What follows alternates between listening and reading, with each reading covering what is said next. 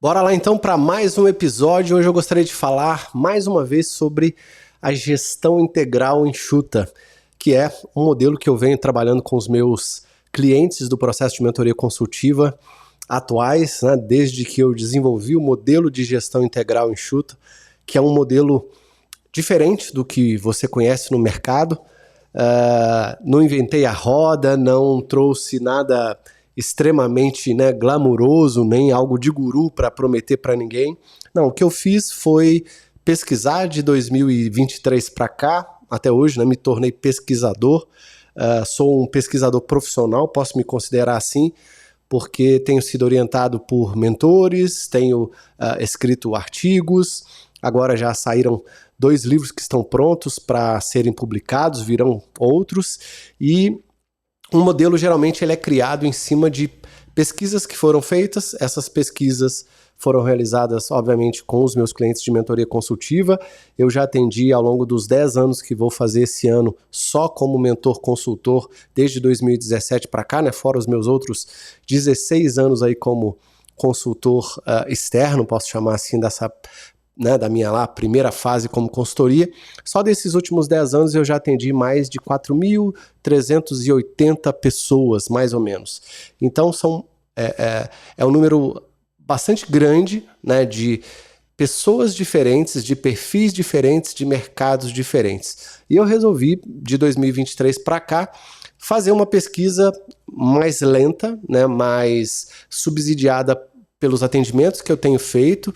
E ao longo dos meus atendimentos do processo de mentoria consultiva e também com questionários enviados para clientes de mais tempo, eu resolvi criar um modelo tirado aí dessa pesquisa e também de dados.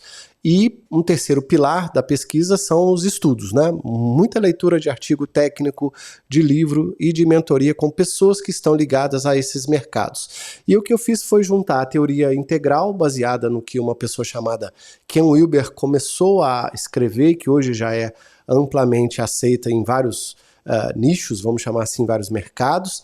E eu trouxe a teoria integral para o mundo da gestão empresarial, com tudo aquilo que eu tinha do Lean. Então, uma teoria integral, mas tudo aquilo que vem para o mundo do Lean, para o mundo um pouquinho do Six Sigma até, ferramentas ágeis, a parte de estratégia, gestão por processos, rotina, tudo aquilo que o Lean prega para tornar uma empresa de excelência, é o que eu fiz a vida inteira, unido com o que esse conhecimento da teoria integral me deu o modelo integral enxuto. Por isso que eu dei esse nome, é isso que eu estou praticando, é isso que eu tenho procurado fazer para mim mesmo, nas minhas 2 empresas, e é isso que eu tenho procurado praticar no meu processo de mentoria consultiva. Dentro do modelo integral enxuto, obviamente, tem uma parte de gestão, tem o planejamento integral enxuto, tem a gestão integral enxuto e tem a excelência operacional, que é voltada para a parte também integral, enxuta, com as ferramentas,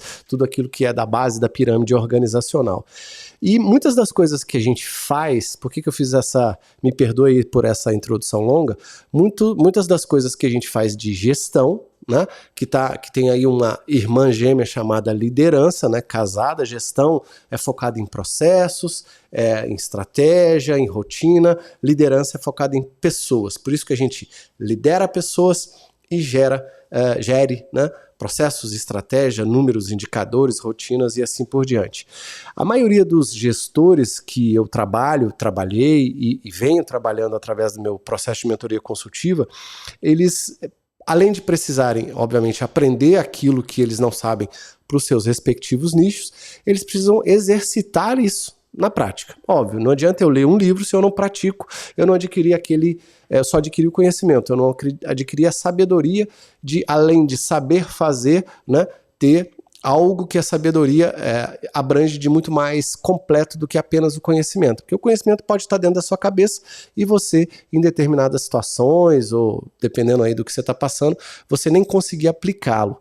E aí, muitas das coisas que a gente faz, ou seja, esse nosso esforço, a gente não evolui porque esse nosso esforço é feito em cima de erros repetitivos. A gente geralmente comete erros muito repetitivos que nos fazem através, né, de errar repetidamente, não ter os resultados que a gente gostaria. E aí a gente precisa fazer mais, precisa fazer melhor, precisa estar sempre nos atualizando, seja comprando cursos, e-books, treinamentos, indo a eventos, pagando, né, por mentores, consultores, para a gente adquirir coisas novas e implementar na nossa empresa, na nossa carreira também, mas para a gente conseguir, né, gerir com mais clareza, com mais respeito das pessoas ou pelas pessoas e também ter mais resultado. Nesse vídeo de hoje eu gostaria de falar aqui para vocês, eu juntei aqui 10 temas que são muito importantes que você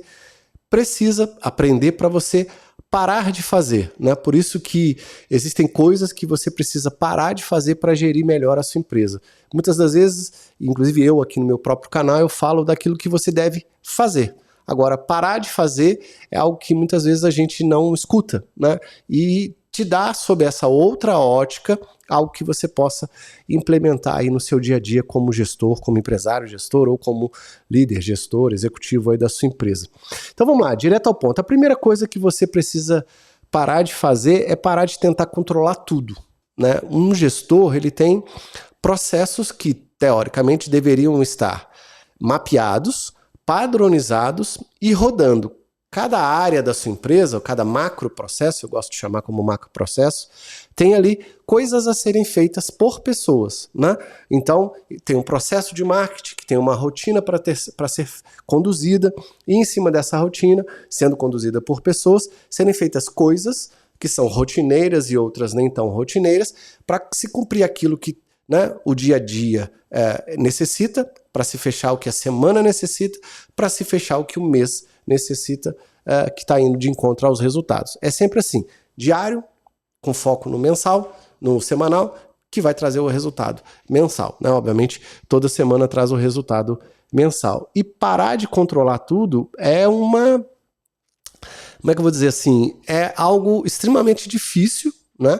Porque quanto menos processos padronizados eu tenho, mais as pessoas dependem de mim, mais as pessoas dependendo de mim, eu preciso controlá-las porque eu não confio que elas vão fazer, porque eu também sei que os processos não estão bem padronizados. Então é uma corrida dos ratos, né, dos processos ruins, porque se eu não tenho processo bom, mapeado, padronizado, eu sei que a pessoa vai ter dificuldade. Sabendo que a pessoa vai ter dificuldade, eu fico atrás dela tentando controlar. Se eu fico tentando controlar e ela vai tentar fazer em cima de processo ruim, essa roda dos ratos dos processos ruins não termina nunca. Então, um controle excessivo, ele vai gerar, primeiro, desconfiança, né? Não vai gerar confiança em você e também vai gerar uma desconfiança nos seus colaboradores. Então tome muito cuidado, porque o excesso de controles gera, além da desconfiança, uma dependência muito grande, que pode ser, inclusive, já falei disso aqui em outros vídeos, que você não está conseguindo sair do operacional, está muito ligado no operacional, porque os processos não estão mapeados e padronizados a ponto das pessoas terem necessariamente que ficarem dependentes de você. Então, controlar menos, padronizando os seus processos e deixando as pessoas mais livres, mais autônomas para fazer o que elas precisam, é uma das primeiras coisas que você precisa fazer. Então, pare de controlar tudo, dê autonomia em cima de processos padronizados. A segunda coisa é parar de resolver problemas que não são seus, né? Tem atividades de um gestor para serem feitas. Essas atividades deveriam estar sendo dimensionadas, escritas dentro do seu plano de cargos e salários que o RH geralmente de uma empresa deveria fazer. Então, quando você resolve tudo, né, a equipe, primeiro, ela para de pensar de forma autônoma, porque você causa uma dependência nela, e se você é o único resolvedor de problemas, tudo, né, mesmo as coisas mais bobas, vão vir até você para que você resolva.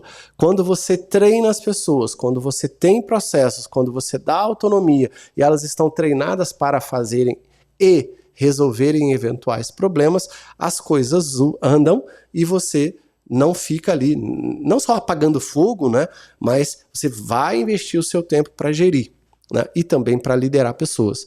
Não só deixar com que as pessoas fiquem dependentes o tempo inteiro ou cada vez mais de você, para que você, além de controlar, tenha que ficar resolvendo coisas minuciosas que tem que ficar necessariamente passando na sua mão. Tome muito cuidado com isso, porque resolver problemas demais e sempre faz com que você acabe fazendo atividades dos seus colaboradores. E aí você não vai sair do operacional. Você vai deixar as pessoas fazerem o que tiver que ser feito, né? Padronizando os processos inicialmente, treinando essas pessoas, acompanhando, é igual filho andando de bicicleta.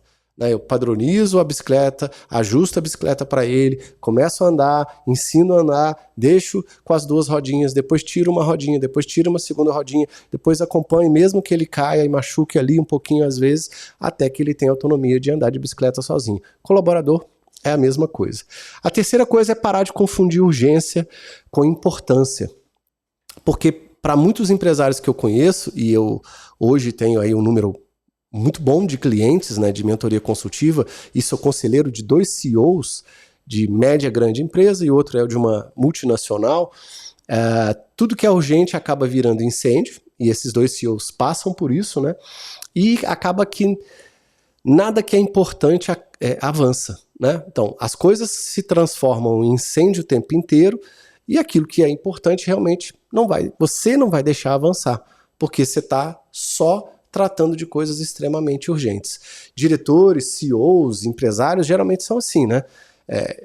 O pouco tempo que eles têm para pensar na empresa, para pensar na estratégia, para pensar em quem colocar onde para fazer o quê, novos projetos, crescimento, novos serviços, novos produtos ou melhorias, tudo aquilo que eu teria de tempo acaba caindo por água abaixo porque eu não dou a importância ou não foco naquilo que eu efetivamente deveria focar. Tudo se torna urgente, né?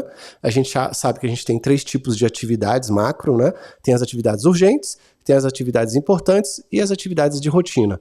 Tudo aquilo que é de rotina eu devo fazer repetidamente, de preferência nos mesmos dias e horários. As atividades que são importantes, elas podem ou não ser de rotina, mas são atividades aleatórias que eu vou encaixar de acordo com que elas vão acontecendo, porque mês a mês a empresa varia, né? Com campanhas de marketing diferentes, de venda, reuniões, projetos novos. Então temas importantes que não são de rotina e que eu preciso tratá-los. E tem as urgências, né? Queimou alguma coisa, um projeto deu problema, alguém pediu demissão e eu vou ter que me virar para colocar outra pessoa, enfim, algo que é de urgente precisa ser tratado com urgência. E confundir urgência com importância vai fazer com que você trave, absorva tudo para você e transforme tudo que é importante na sua empresa para ontem. E aí você vai ficar cansado, sobrecarregado, com algo, né, um peso muito grande nas costas, como eu já passei por isso quando eu tinha 36 pessoas, e isso só traz prejuízo para a sua saúde, traz prejuízo para a sua falta de tempo, para você, para sua família, você não vai conseguir tirar férias, você não vai conseguir ter tempo para pensar na estratégia da empresa, em algo, e nas coisas que efetivamente você deveria estar pensando. Então, tome muito cuidado se você está confundindo urgência com importância, porque isso toma demais, principalmente da sua carga mental e emocional. E aí vai te derrubando aos poucos, vai fazendo com que você seja, além de menos produtivo, mais cansativo, as pessoas vão ficando mais chata, tem gente que começa a tomar remédio, que começa a dormir menos, fazer uma série de coisas que não são produtivas, né, e saudáveis, vamos chamar assim, para a nossa própria vida. Quarta coisa que eu acho que você deveria parar de fazer é parar de comunicar só quando o problema estoura, né? Porque muita gente fica em silêncio quando as coisas acontecem. Eu até anotei aqui, né? Silêncio prolongado, ele vai criar uma insegurança em todo mundo. Quanto mais silêncio de certos temas você faz, ou esconde porque você quer esconder, ou não comunica porque você faz pouca reunião ou nem faz reunião, ou você não está conseguindo tempo para se reunir com as pessoas certas, com a frequência certa, para tratar dos temas certos e conduzir aí os seus projetos, as suas atividades como você deveria fazer, né? E isso faz com que você comunique da forma equivocada as coisas, né? Então, você precisa parar de comunicar só quando você tem problema. Porque estar perto das pessoas fisicamente é uma coisa. E tem líder que não consegue nem isso. Porque tem uma variação de agenda tão grande que fica, às vezes, até mais fora da empresa do que dentro. Eu recebi outro dia um WhatsApp de uma pessoa que me achou pelo YouTube, perguntando sobre processo de mentoria, respondi a ele e tal, e ele falou que teria tempo, né, para gerir a empresa dele de 2 a 3 vezes por mês, porque ele faz uma gestão, a empresa está começando, faz uma gestão de longe e assim por diante. E aí eu fico pensando, até mesmo antes de responder, né, já trazendo isso para esse vídeo, vai ser muito difícil uma pessoa assim ser um bom gestor, que dirá um bom líder. Porque se a empresa está começando, ela muito provavelmente não tem muita coisa criada, não tem muita coisa padronizada, ou quase nada. E a pessoa vai gerir 2 a 3 dias por mês e de longe, a possibilidade dele ter problema é muito grande. É muito grande. A possibilidade dessa empresa não dar certo é muito grande. A possibilidade de não conseguir gerir e muito menos liderar é gigantesca. Porque liderança, logicamente que não 100% mais, porque o computador, né, as plataformas digitais nos ajudam a estar próximos, mesmo digitalmente, mas quanto mais próximo fisicamente a gente está, olho no olho, pegar na mão, tete a tete, por isso que muita empresa grande está retornando, né, está saindo do home office e fazendo com que as empresas vão até a sede da empresa, né, o local de trabalho.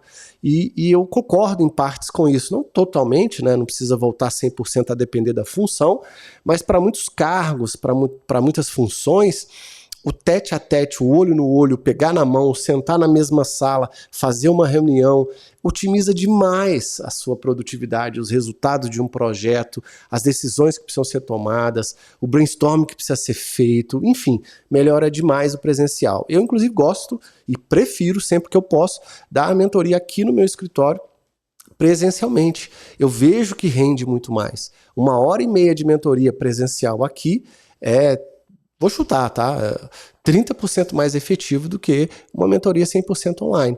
As mentorias online são boas, funcionam também, mas elas demoram um pouco mais, porque eu não tenho aquele olho no olho, tete no tete, desenha ali na hora, escreve no quadro e tal, e as coisas fluem, né, de uma maneira melhor. E você aí na sua empresa como dono ou como gestor e líder, se você parar de comunicar só quando um problema estoura, você vai ter muito mais resultado, porque você vai falar de coisas específicas, rotineiras, né, com rotina, fazendo reuniões específicas em dias e horários específicos, comunicando daquilo que você tem que comunicar de forma adequada. Quinta coisa é parar de mudar prioridade toda semana. Tem muita gente que, principalmente quem tem perfil como o meu, né, muito executor, o comunicador é até pior, porque ele faz mais coisas e também mais aleatório do que o próprio executor, mas quem tem um perfil assim, né, de ter muitas ideias e querer fazer muita coisa ao mesmo tempo e tá sempre variando as ideias e querendo coisas novas, traz muita inconsistência. E essa inconsistência acaba quebrando a confiança das pessoas mais rápido, traz erros, traz falhas, e aí as falhas trazem retrabalho. Então tome muito cuidado para que você adote as prioridades na sua empresa nos momentos que elas têm que ser adotadas e parar, né, de mudar as prioridades, porque os projetos as pessoas precisam se acostumar também com rotinas, com atividades, com projetos, com reuniões naqueles dias. Como é que você quer cobrar algo rotineiro das pessoas se você não tem uma rotina nem para você mesmo, para espelhar, né, para ser o espelho para essas pessoas, e muito menos com as pessoas, com o seu time. Se essa rotina é aleatória, se tudo na sua empresa é um caos, você mostra para as pessoas que você é um caos. Quer um café? Tá quentinho, são agora 10h30 da manhã, é o meu horário de tomar o café. Vamos lá. Sexta coisa que eu te aconselho a parar de fazer, parar de acreditar que liderança é responder de forma rápida, né? E eu coloquei liderança aqui porque a gente está tratando com pessoas, mas a gestão acompanha isso, né? Gerir é saber perguntar melhor, é saber responder os problemas com método e às vezes com ferramentas, saber fazer investigação. Por isso que lá no Núcleo de Gestão eu vou dar várias masterclass de técnicas e até métodos de análise e solução de problemas, aguardem. Se você não entrou ainda na lista de interessados, a propósito, ela ainda está aberta, eu vou lançar Muito em breve o núcleo de gestão vai ser algo que não existe no mercado. Eu vou trazer uma masterclass por semana, a gente vai estudar junto pensadores e escritores famosos, né, de gestão. Eu vou trazer uma masterclass mensal Tira Dúvida, vai ter uma comunidade de empresários e gestores que vão acessar tudo por um aplicativo funcionando. O que eu estou fazendo agora com o apoio de 2 prestadores de serviço, é deixar tudo pronto dentro desse aplicativo que já está pronto, e em breve, se você estiver lá na lista de interessados, você vai receber, né, a notícia do lançamento mais rápido, com condições melhores, e quem sabe fazer parte com a gente desse programa, né, que é um programa de aprendizado contínuo, é um plano de assinatura contínua que vai te ajudar a não só, porque tem muita gente que, às vezes até eu mesmo, né, eu quando compro um curso, custa eu comprar, mas quando eu compro eu faço, mas a grande maioria das pessoas que eu conheço compra um curso, faz 30%, 40%, quando fazem tudo isso. E não estão mais querendo aquela quantidade de coisas que um curso tem para se cumprir uma quantidade de aulas. Querem aprendizados mais progressivos, com menos conteúdo e conteúdo mais assertivo e algo mais implementável. Por isso que eu criei, né, estou criando e vou lançar muito em breve o núcleo de gestão. Então, se você quiser participar, a lista dos interessados está aí abaixo. Então, voltando aqui, parar de acreditar que a gestão, né, ou liderança é responder rápido demais, vai fazer você se obrigar a perguntar melhor, aprender técnicas de análise e solução de problemas, aprender ferramentas de análise e solução de problemas, aprender métodos de análise e solução de problemas e aplicar no seu dia a dia. Existem técnicas e existem métodos para você tirar das pessoas coisas tanto mais rápido, né, quanto mais eficiente, para não ficar aquelas reuniões cheias de blá blá blá, para você não conseguir trabalhar com números, para você não saber investigar um problema e ficar só ali teorizando as coisas no achismo. Então, parar de acreditar que essa gestão, né, é fazer algo rápido só porque você respondeu rápido, vai fazer você trabalhar inclusive com números e ser muito mais assertivo, tá? A 7ª coisa que eu aconselho você a parar é de tolerar padrões ruins. Geralmente por comodismo. E o que você tolera na sua empresa, saiba, vai virar cultura. Se você tolera o caos vira cultura. Se você tolera qualquer um fazer algo, inclusive do mesmo processo, mas de forma diferente, a falta de padronização vai virar cultura. Se você tolera atraso e você também atrasa, o atraso vai virar cultura. Então, parar de tolerar esses padrões que são ruins e efetivamente implementar padrões mapeados, estabelecidos, bons padrões na sua empresa, vai fazer com que você tenha muito mais resultado, porque eu bato na tecla, vai parecer besteira o que eu estou falando, ou repetitividade, mas sem áreas, né, sem macroprocessos padronizados e sem procedimentos padronizados, né, macroprocessos são as áreas, é algo maior, e os procedimentos é aquilo do como fazer no detalhe. Sem essas duas coisas padronizadas, né, ou o mais padronizado possível, né, a gente não consegue adotar rotinas, não consegue cobrar as coisas, não consegue resultados de forma rotineira, isso não vira hábito, e aí as coisas acabam acontecendo no acúmulo do caos, eu passando esse padrão negativo para as pessoas, tá? 8ª coisa é parar de fazer reunião sem objetivo claro. Você precisa ter horário certo, tema certo, as reuniões têm que estar padronizadas, isso eu ensino inclusive lá dentro do meu curso de gestão empresarial, quais reuniões vocês têm que ter, que checklist para reunião, quais temas você tem que abranger, com que frequência, para que você consiga fazer as reuniões certas. Excesso de reunião é ruim, se você estiver participando de muita reunião é porque você, ou é tão importante assim que você tem que estar em tudo e está ruim também, ou se você estiver fazendo as reuniões ou nem fazendo elas, né, muitas vezes tem cliente que me procura que na hora que eu vejo, inicio o processo de mentoria consultiva, eu falo, quando é que você conversa com as pessoas? Quando tem necessidade. Isso é totalmente errado. Empresas precisam ter reuniões padronizadas. A reunião de planejamento, a reunião mensal, a reunião quinzenal, a reunião semanal, a reunião diária. Esses tipos de reunião, dependendo dos temas, eu preciso acertar e padronizar tanto a reunião em si, o que vai ser falado, com o checklist, que eu ensino lá no curso de gestão empresarial, vou deixar o link aqui abaixo para você também, Mas não só isso, padronizar aquilo que vai ser conduzido, com que frequência eu vou tratar de qual tema. Porque às vezes um mês, um tema X é importante. Às vezes o outro mês, porque empresas sofrem sazonalidade de mercado, outro tema é importante. Então preciso mudar certas frequências e temas para tratar de reuniões diferentes, porque a empresa, né, vive em função do mercado. Se o mercado dita certas coisas, eu preciso absorver aquilo que o mercado está trazendo para dentro da empresa. Então, parar de fazer reunião sem objetivo claro vai fazer você tomar decisões melhores, ter menos desperdício, padronizar a sua agenda, padronizar a agenda de quem tem que participar das reuniões, organizar a rotina em função, né, no envoltório das reuniões e fazer isso dar resultado. Essa é a 8ª dica que eu tenho. A 9ª é parar de usar discurso bonito sem prática que seja coerente, né? Porque a equipe, a gente vê que ela observa mais o que você faz do que o que você fala. De novo, a equipe observa mais o que você faz do que você fala. Se você quer ser exemplo, faça coisas bem feitas, boas e mostre aquilo que você está fazendo. Nada melhor existe do que você mostrar, principalmente resultado. Isso faz com que as pessoas caiam na real, inclusive resultado de financeiro, na internet, qualquer resultado que você mostre.